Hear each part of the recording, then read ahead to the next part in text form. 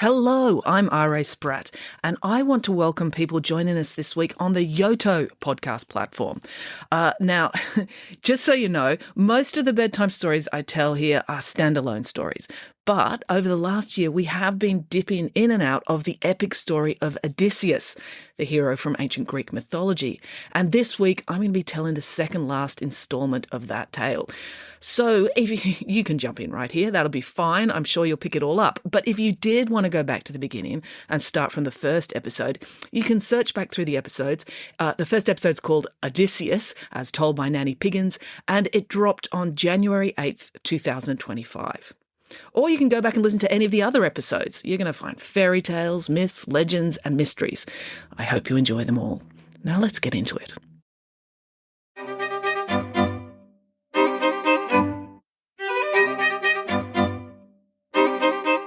Hello and welcome to Bedtime Stories with me, R.A. Spratt. Well, it's beautiful autumnal weather here in Bowral. I'm having such a good week. I get to be at home all week this week, which is a lovely treat. I get to go to the gym 5 days in a row. At least I'm hoping to, unless I get injured in the first couple of days, which isn't outside the realms of possibility. It's been hectic the last couple of weeks. I've been doing lots of school visits and recording audiobooks and whatnot. So it's really nice to be able to spend a week at home because I got to write my book. I got a book due in about a month, and I will get in trouble if I don't write it.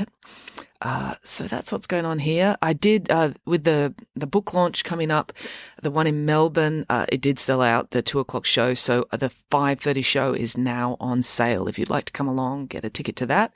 And the book launch in Bowral is definitely happening on the 21st, but I'm not in charge of that one. The bookshop Bowral is, so they'll put tickets on sale and they'll let me know, and then I'll be able to let you know.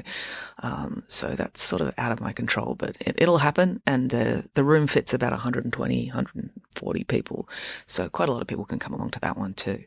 All right. Well, that's what's going on. I've got I'm going up to Sydney on Friday night to do a comedy debate, which I'm really looking forward to. This is the third year in a row they've asked me to do it. And it's really fun for me because when I started out my career, I was a joke writer for a show called Good News Week, a television show. And I used to write jokes about the news. And that's what I did all day, every day for over 3 years.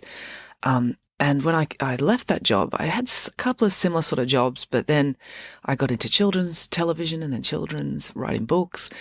And it just never really occurred to me that I would never be asked to write jokes like that again. Like to write, just like when you write jokes, you just literally sit and write jokes all day, every day. And I was good at it. So it just didn't occur to me that no one would ever want me to do it again.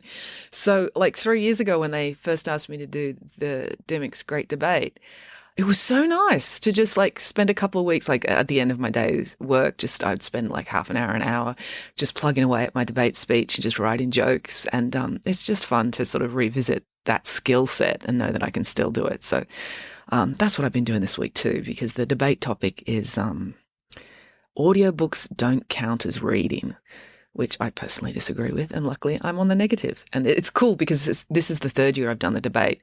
And Rob Carlton, who's an actor, he's in The White Lotus and, he's played Kerry Packer in a miniseries. He's usually the captain of the negative team. I've been on his team twice, but this year he's away filming something. So I'm the captain of the team. So it's a big responsibility. It makes me feel so old. And then I realize I am old. So it's kind of appropriate. Anyway, that's what's going on here. But you're not interested in that. You just want to hear a story. And luckily, I was all thinking, I'll do the story of Noah's Ark this week. But then luckily I checked the podcast and realized I was halfway through telling you a story already. So I've got to finish that. So, I'm going to finish the story of Odysseus and the stunningly beautiful, mysterious woman. And so that's what we're going to do today. The next couple of weeks, it's Easter coming up, and my kids are on holiday. And I've got to write a book. So I'm going to run a couple of reruns. For Easter, I'm going to run the Nanny Piggins Easter special, Nanny Piggins and the Ghosts of Easter, which is like one of my all-time favorites from the first series of this podcast. And then what have I programmed for the second week? Oh, The Last Cake of the Romanovs, which is also another one of my all-time favorite episodes. I just have such fond memories of writing that so many years ago, back when I only had one child. I was probably pregnant with the second one. She would have been 2.5, and sitting at the dining table, and she was making a fuss, and I was just trying to get her to calm down and focus on eating dinner. And so I said, "Oh, I'll tell you a story if you eat your dinner." And I just started telling this story about Nanny Piggins and the last cake of the Romanovs and the Hermitage Museum in Russia and how she couldn't resist it. And it just all the story. And at the end, my husband said, "Oh, when did you write that story?" And I'm like, "I didn't write that story. I just made it up then." And then I went and I did expand it. It became a whole chapter in a Nanny Piggins book. So I've got very fond memories of that. So that's coming up the next couple of weeks of the podcast. And then I've got a couple more ideas for Finn McCool's stories, and I do want to do Noah and his arc. So that's what's coming up in future weeks. But right now, I'm going to open the Word file, and I'm going to get into reading you the second half of the story of Odysseus and the stunningly beautiful, mysterious woman. Here we go. Odysseus, Circe, and the hideous monsters, as told by Nanny Piggins. "Where were we up to with the story of Odysseus?" asked Nanny Piggins, as she shoved her 17th cupcake in her mouth. Nanny Piggins didn't normally approve of cupcakes. Why bake cupcakes when you could bake full-sized cakes? It seemed like a waste of time. But when she'd been walking the children to the bus stop in the morning, a truck from the Slimbridge cake factory had driven past, and Nanny Piggins had reacted instinctively. She gave chase. Considering that she was a diminutive pig, standing only 4 feet tall, and had legs only 1 foot long, Nanny Piggins could turn on an incredible burst of speed. She tore down the road after the truck faster than Usain Bolt. Faster, in fact, because the fastest Usain Bolt can run is 44 kilometres an hour, and he can only maintain that speed for a few seconds at a time. Whereas, when Nanny Piggins hit top speed, she could stay there all day, so long as she was properly motivated. And there was no greater motivation than an 18-wheeler semi-trailer full of cake. Nanny Piggins chased that truck for 1.5 hours. The driver had been warned about Nanny Piggins' repeated hijackings and had been trained in evasive driving techniques. He threw his truck into full-speed hairpin turns, jumped the truck over bridges that were still under construction, and squeezed his truck through alleyways with only millimetres to spare. But she stayed on his tail. Eventually, he did manage to lose Nanny Piggins, but only when he drove the truck off the top of an 8-storey car park, dropping it into a hotel pool on the other side of the street, and was then able to make his getaway. But Nanny Piggins was not too disappointed. She'd enjoyed the excitement, and on the last turn coming into the ramp of the car park, a large box had fallen off the back of the truck. And when Nanny Piggins jogged back to investigate, she discovered that the box was full of cupcakes. 300 chocolate chip cupcakes. So it was a very happy morning for the children. Yes, they'd missed their bus, but now they got to eat cupcakes as they walked the 17 kilometres to school. They only lived 2 kilometres from school, but the truck chase had led them a long way from their destination. We were up to the bit where Odysseus's men had been transformed into monsters by a staggeringly beautiful enchantress who had put magical herbs in their food, said Samantha. "Ah, yes," said Nanny Piggins, "the old herbs in the dinner trick. Well, it's going to take us a while to walk to school, so I'll finish the rest of the tale." Eurylochus raced back to the ship to tell Odysseus what he had seen. "A beautiful woman served the men a meal, but I think she put a magic potion in the food because as they finished, they transformed into monsters and she drove them out of the house with a stick into an animal pen in her farmyard." "That's terrible," said Odysseus. "You better lead me back to this house, and I shall rescue them." Eurylochus fell to his knees and wept. "Oh, please don't make me go back there. I don't want a staggeringly beautiful yet apparently evil woman to transform me into a monster. It's bad enough that we keep nearly dying every other day of this journey. I don't want to be a monster as well." "We don't want to go either," said the remaining 24 men. It occurred to Odysseus that her men had endured a rough couple of months. Well, really, a rough 11 years, and that they might just kill her if she led them into another situation where 90% of their friends died. "Very well," said Odysseus. "I shall investigate myself. You stay here and get some rest. I think losing 525 of your dearest friends may have upset you, so you can take half a day off." So Odysseus set off through the woods in the direction of the house. She had not been walking for long when she bumped into Hermes. "What?" said Derek. Hermes the god? Technically, Hermes wasn't a god, said Nanny Piggins. He was a demigod.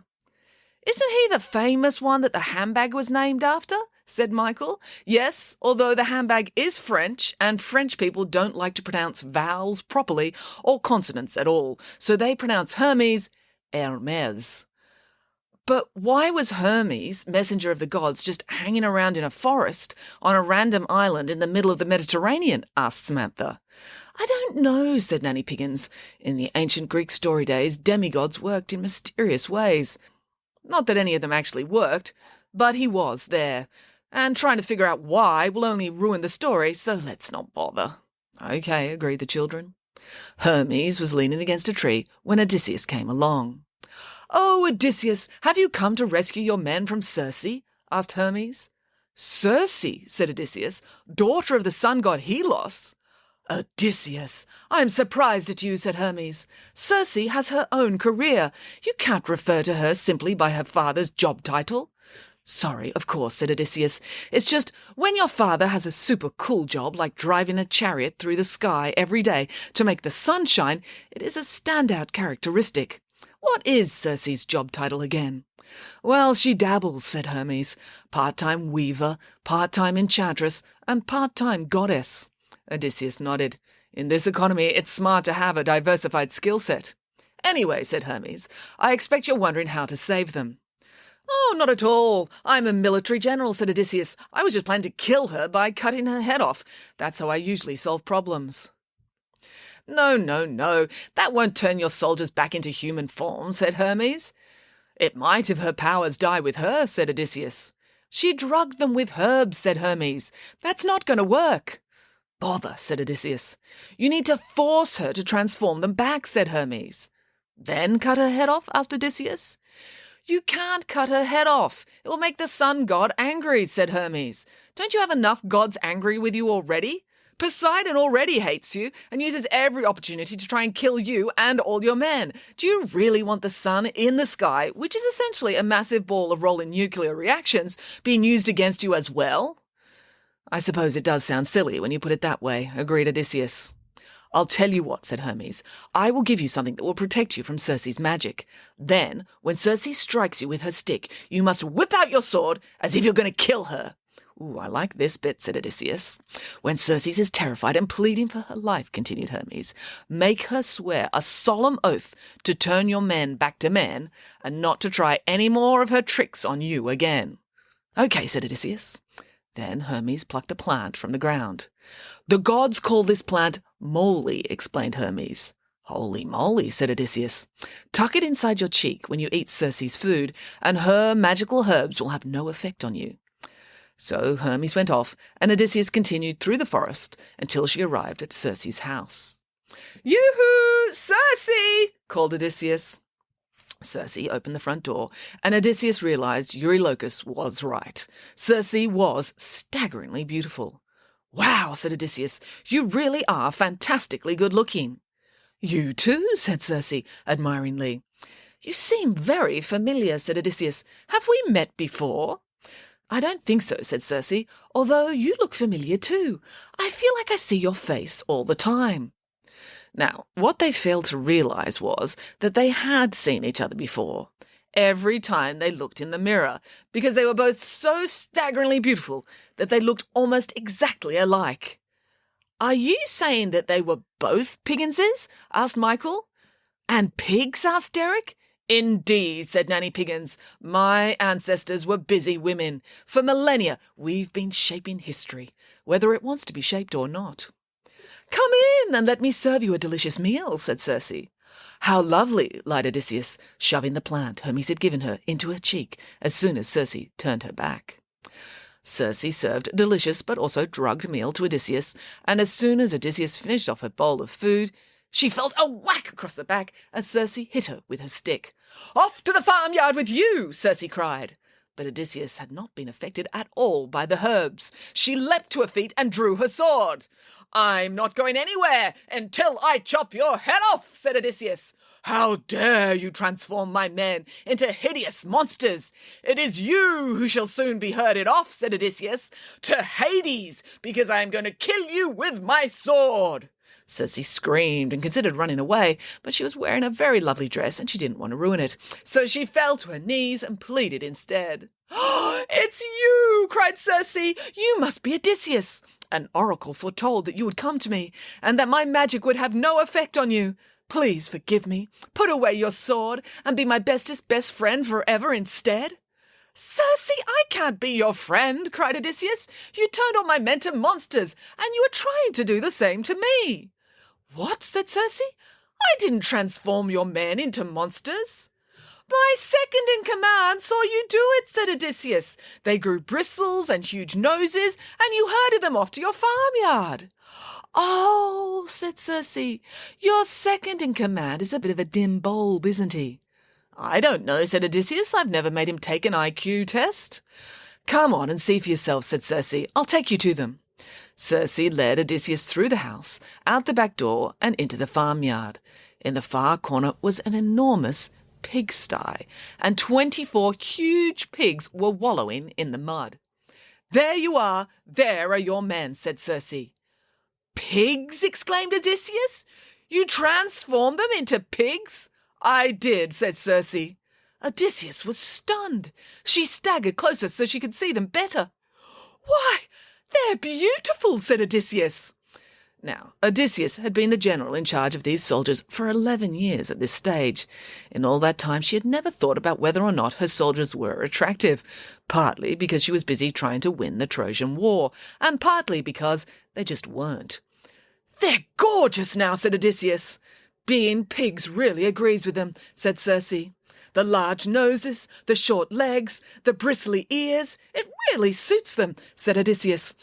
"But we can't leave them like this. They have families to return to, and families can be so piggiest." Circe sighed. "I know there's so much prejudice against pigs today." "You'd better turn them back," said Odysseus. "Okay," said Circe, "but only if you promise to be my bestest best friend and hang out with me here on the island for a whole month." "Do I have to?" asked Odysseus. "We really do have to get back home to Ithaca. My husband is never going to believe me when I tell him all the things that have delayed us." "Please," said Circe. "It's very tedious living on a deserted island with no one for company except a house full of servants and all the passers-by I've transformed into pigs. If you stay with me for 1 month, I promise I will tell you the secret of how to get back to Ithaca safely." Now, you've got to understand, Odysseus had absolutely no idea how to get back to Ithaca, and she could easily spend much more than 1 month being lost at sea. So she crumbled. "All right," said Odysseus, "I agree to stay for 1 month if you turn my men back into men." "Very well," said Circe. She opened the gate of the pig pen and whacked each man on the back as he came out with her stick, and as she did, they returned to human form. At first, the men were so shocked they just sat on the ground in the mud, trying to comprehend what had just happened.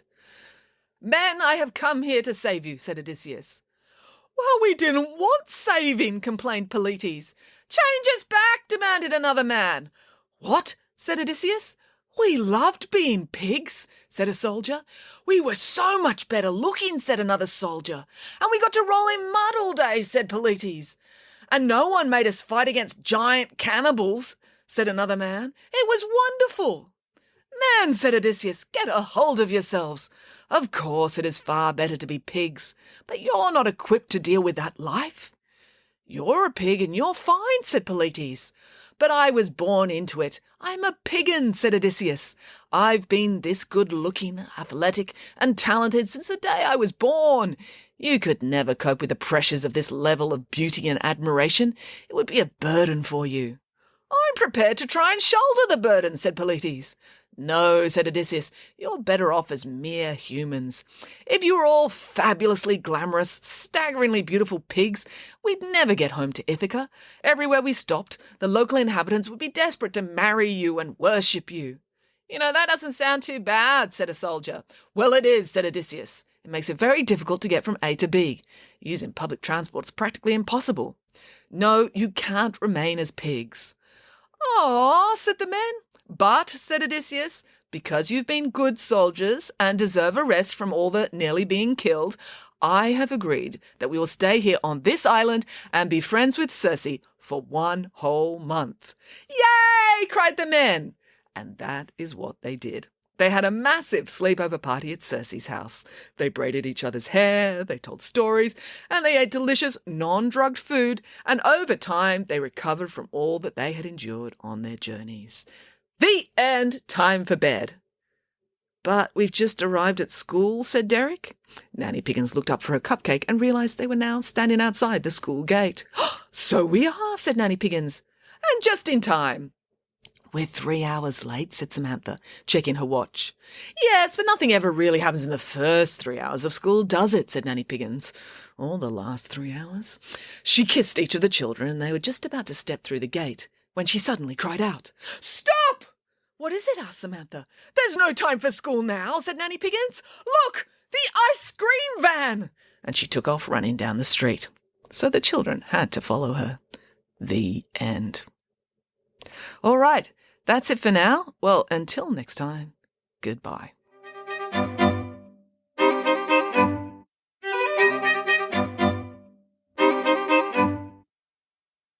Hello, it's me again. If you enjoyed listening to Bedtime Stories with R.A. Spratt, it would be really helpful if you could like, subscribe, follow, and or review the show on whatever podcast platform you're listening to now.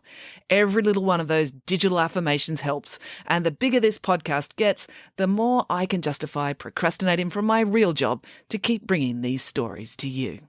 Thank you.